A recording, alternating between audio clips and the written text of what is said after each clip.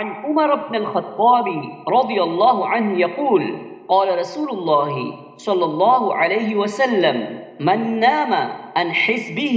أو عن شيء منه فقرأه فيما بين صلاة الفجر وصلاة الظهر كتب له كأنما قرأه من اللیل. صحیح مسلم. عمر بن خطاب رضی اللہ عنہ کہہ رہے تھے کہ رسول اللہ صلی اللہ علیہ وسلم نے فرمایا جو شخص اپنے کسی حصے سے جو عموماً وہ ایک رات میں تہجد کے دوران تلاوت کیا کرتا تھا یا اس کے کچھ معمولات ذکر سوتے رہ جانے کی وجہ سے رہ گئے اور اس نے اسے نماز فجر اور نماز ظہر کے درمیان پڑھ لیا یا ادا کر لیا تو اس کے حق میں